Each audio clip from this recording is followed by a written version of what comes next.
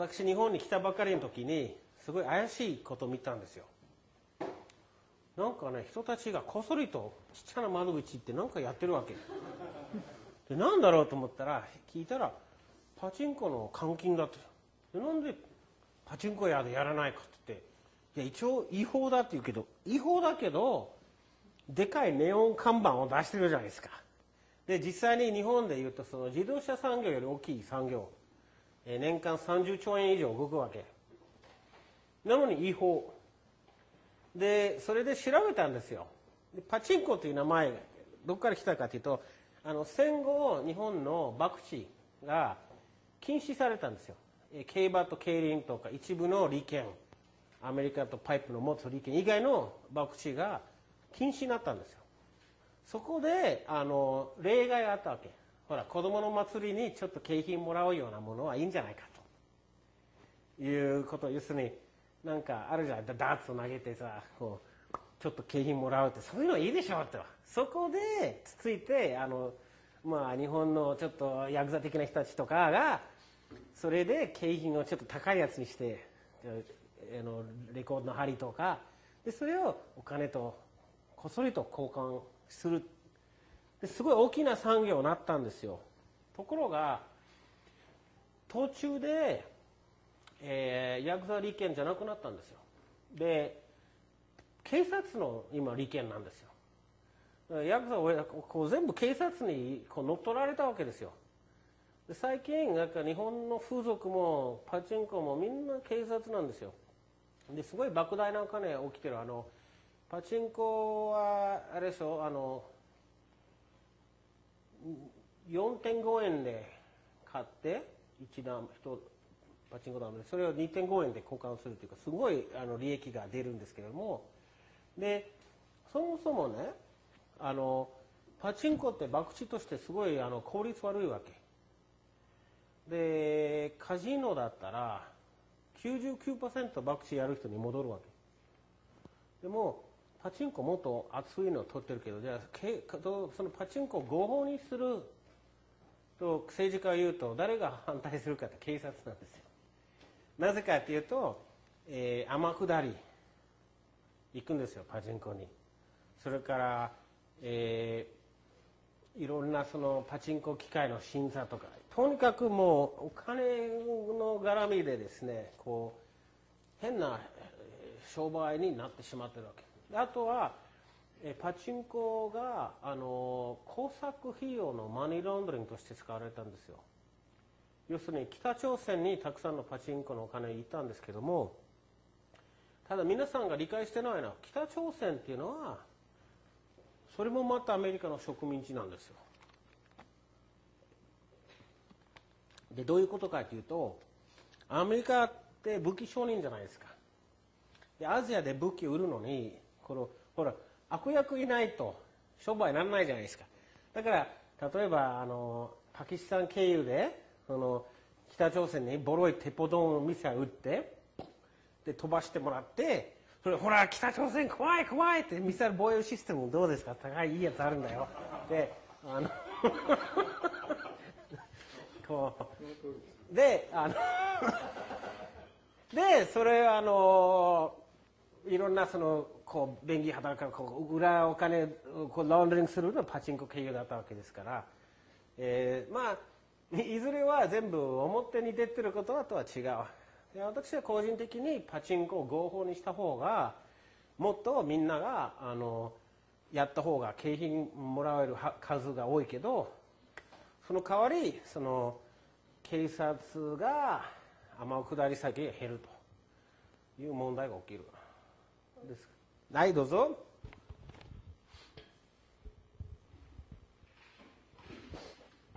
今後合法になるか違法だっていうことをつっついてパチンコ屋さんがなくなるみたいなことは可能性としてどれぐらいあり得ると思いますか？合法になった場合パチンコ業なくなるって？合法になるか、その今違法であることをつっついて逆にもう根底からなくすかのどっちかになる可能性。違法にすればするほどアングラになっちゃう。完全には消えないわけ。ただどんどん闇に行っちゃう。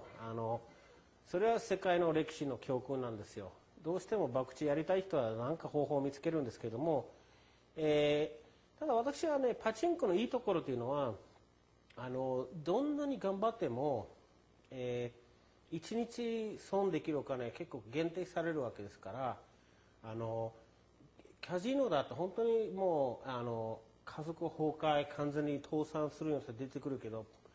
パチンコではあまりそういう話、聞かないけど、もう一つね、違法の話になるんですけどね、ここのテーマになってないけど、麻薬ですね、大麻についてちょっと話したいね。日本って縄文時代から1949年まで大麻って普通に売ってる商品だったわけ。老人に聞くと若い頃朝酔いというのがあったんですよ。で大麻っていう植物を使って、布を作って、それからでんぷんを取って、それから建設材料にもなってて、油も取ってて、でいろんな薬を作ってたんですよ。でアメリカでもずっと合法だったの、大きな産業の商品だったんですよ。でそれが1920年代30年代ワイヤーハウザーという材木財閥とデューポントという化学製品財閥が朝を禁止にしようとしたんですよ。なぜかというと、ワイヤーハウザーって木で作った紙を売りたいわけ、こんなの。でもみんな朝で作ってたから、こんなんいらないって、朝の紙の方が立派だと。それから医者さんが大麻から作った薬を売ってたから、化学の薬いらないって言ってたんですよ。でそれをなんかプロパガンダ映画にして、それをやったら気違いになるとかおかしくなるとか、それからなんか騙して法案を通したんですよね。で結局アメリカの医師会3000人逮捕したんですよ、医者さんで。それでようやく医者さんがそれで薬を作らなくなった。で日本でも今あれだけその縄文時代からあった伝統的なものだったけど、今は大麻の罰はね、場合によって殺人より重いんですよ。でこんなだけね、こう雑草みたいに生える植物がね、確かに今違法だから1グラムの値段は金と同じぐらいだから違法にして儲かる人いるわけですよ。クリントンアメリカ国務長官言ったわけ、いやそれ合法にしたらいっぱいお金が絡んでるからダメでしょって言って、それを、麻薬違法にしたい、一番したい勢力はCIA なんですよ。なぜかというと、彼らは世界最大の麻薬商人なんですよ。CIA といっても2つあるんですよ。これ難しいけど本文も違う。ブッシュの CIA は麻薬商人。もう一つの CIA は一応正義の味方で、場所は違うんだよ。だからCIA って言っても一枚岩じゃないけど、パパブッシュがトップになっているのは世界の麻薬商人なんですよ。それからもう一つこれと関係ある話なんですけども、スーパー K というなんか北朝鮮が作ってた超質のいい偽札あるじゃないですか。実はね、スーパー K を作ってるのは CIA なんですよ。で昔から新聞を読んでると、初めてスーパー K が出たのは南米なんですよ。コカイン産地で次に出てきたのはレバノン、中近東、スーパー K って中近東で作ってると。で最後に出たのは、北朝鮮ですね。でも実はスーパー K は何かというと、普通の銀行が識別できないほど作りのいい偽札なんですよ。でそれを使って麻薬を買おう。で麻薬買ってそのお金をフォローする。どこに行っちゃうわけで、最後に行ったところに行って、親分のところに行って、おいお前売るんだったらうちの葬式じゃない取らないとダメだって言って話をつけるわけ。それで南米のコカインビジネスと CIA が仲良くしたら、そのスーパー K の話が消えたわけで、今度レバノンのハシッシュビジネスがCIA と話ついて話消えたわけで、この前、北朝鮮バンコデルタという銀行がマニーランダリングどのこのでちょっと騒ぎやったんですよ、数年前に。あれは要するに北朝鮮がいっぱい覚醒剤を作ってる。でその覚醒剤が CIA 以外のところでやってたから、それでお金を凍結して「おいお前覚醒剤売るんだったらちゃんと CIA 経由じゃないとダメだ」って言われて、それがこう裏にある話なんですよ。でもちろん麻薬って体に悪いし、いろいろあれやけど、それは私は、医学問題と思います。合法にすると使う人の数が減ります。でそんなに高くないから中毒になっても生活できるから、やっぱり今そういうものを違法にしている理由は、商売の理由なんですよ。で最近ちなみにアメリカで再び合法にする動きが今活発なんですよ。はい。大麻は国によっては医療とかでも使われてると思うんですけど、そういった面で普通にタバコとかと同等に売られるのではなく、医療の面で、近年中というか今後日本で大麻が使われる見通しみたいなのはあるんでしょうか。医療で今でも日本で多少使っている、例えば七味唐辛子に朝の種が入っているとか、まだその布を作っている、ヘンプオイルも売ってるけど、医療の面でなんか大麻の中に80種類ぐらいの医療的な効果のある物質が入っていると聞いてるんですよ。で例えばそのがん患者のこう痛み止めとか効くとか、目の薬として使えるものとか、食欲がない人に食欲を与えるために使えるとか、だからその、薬としていろいろ開発は可能だと思います。インドではアルコールの代わりの健康的なその薬草としてアルコール依存症を治療するためにこっちの用意にしましょうという考えはあるんですよ。ただ肺には悪いでしょう、吸うと、と聞いてるんですよね。タバコよりかなりこう肺に悪いと聞いたことあります。でもいずれにしても、私は日本がそれを合法にするべきだと思いますけれども、合法になるまでは使っちゃいけない。パクられる。特に僕みたいな目立つ人がそれがあったらすぐパクられちゃうから、でも合法になったらすぐセブンイレブンで買おうと思ってる。はい、僕もそう思います、でも大麻がやっぱり僕海外に行く時があって、合法の国であっても合法じゃなくてもね、結構簡単に日本よりも手に入ってできる。でもそれを体感するとなんかこれ本当にやめなきゃいけない理由がよくわからないなっていうのがあって、でもそこの裏にはそんな CIA とかそんな動きがあるのは分からなかったですけどね。そうさらに言うとね、アメリカはもっとひどいの今。刑務所が民営化されたんですよ。だから違法にして売ってボロ儲けするでしょ。で今度使ってるからパクって刑務所に入れるわけで、刑務所で奴隷労働者として使えるので、実はアメリカが刑務所にいる主人の奴隷労働を担保に債権を発行してるひどくない？本当にひどいね。もうめちゃくちゃなんですよ今、本当に。だから全部そう考えていくともう嫌になりますね。嫌なんでしょ。違法にして高く売るでしょ。で買ったから今度パクって奴隷に使うするって、もうタッチ悪すぎてね、どこかおかしくなってるんですよね本当に、きっとそれで日本の場合はさらにそのパチンコとかわかんないソープランドとかその売春とかも違法なんだけど合法というかまかり通ってるっていう、だからそこに警察とかそういう何かが入り込んでてわざと曖昧にしてやっぱりビジネスするっていうことですかね。その方が、女の人の取り分が減って警察の取り分が増える。許せませんねやっぱり合法にしてそれから要するにただ実際問題として例えば風俗の場合危険な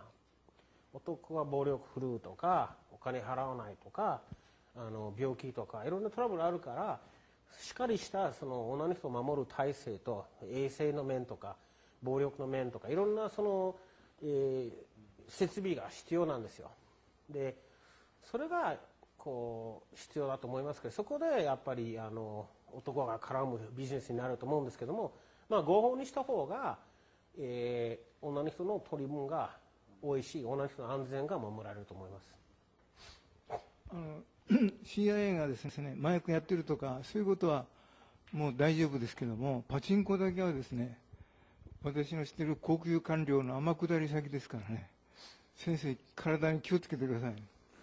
パチンコの悪口言ってるとね、逮捕されますよ、最後に。なんか私もあまりね、日本の警察の、パチンコの業界が今、例えばですね、東京都知事がですね、パチンコ電気使うからやめろって言ったんだけども、なかなかできないんですよ。それは取り締まる方の高級官僚はみんなパチンコに天下りしてますから、だからまあ気をつけてください。大事なことですから。いや私も、そんなにね、日本の警察に今まで喧嘩打ったことない。結構いろんなスキャンダルしてて取っといてあるんですよ、保険用に。例えば裏ローンね、まあ、それ以上言わないけどね、いろいろありますよ。でも、基本的にこう多少は必要悪なんですよ。でそれは警察の場合じゃパチンコに入るのも大体見えるじゃん。天下りとしてこう聞けば教えてくれるわけ。警察の天下り何いるかとか何してるんだとか、まあ本当はシンガポールみたいに官僚に高い給料を払ってで定年退職まで染めさせると天下る必要ない。そうすると官僚と業界の、べったりした関係がなくなって官僚が純粋に国民の利益を考える仕組みになるけど、今の場合若く肩叩きされてもう飯食えない、子供の学費払えない、それでそういうところに行く仕組みがある限りは仕方ないから、ただ長期的にやっぱりね、シンガポールみたいに日本の官僚の給料を高くしてで定年退職までそこにいさせてもらう。そうするとそういう変ないろんな業界で見られる天下りが消える。ちょっと話が戻っちゃうかもしれないんですけど、私歌舞伎町でお店をやってたりするんですよ。でやっぱ歌舞伎町の住人から不人気な石原都知事さんが、やっぱりそういうカジノとかを推進してるじゃないですか。でもなんか駒劇場とかそういうあたりはみんな今まで人気だったところは壊してなんか都市開発みたいのをしてるんですよね。でもカジノとかやっぱそういうのをどんどんやっていこうっていうのはやっぱそういうことに関係があるんですか。ただのこういう都市開発としてその東京都を元気にしようっていう活動ではない。やっぱり自分の美味しいところを取ろうとしてるんじゃないですかと私は思いますよ。で実際に私も歌舞伎町のちょっとヤクザ事務所を取材したことあるんですけども、こうヤクザが経営している風俗店がこの警察の取り締まりがもう厳しくてね、もう何度も店じまいさせられるんですけども、警察が絡んでる風俗店は警察ただでこう女を抱いて帰るわけですよ。でおかしいじゃないって言ってヤクザが言ってると確かにおかしいなってこう反論できなかったんですよね。でそれはやっぱり警察のヤクザが進んでるのはちょっと大きな問題ですよ。で日本の大きなタブーだけれども、それをどうにかしなきゃならないと思います。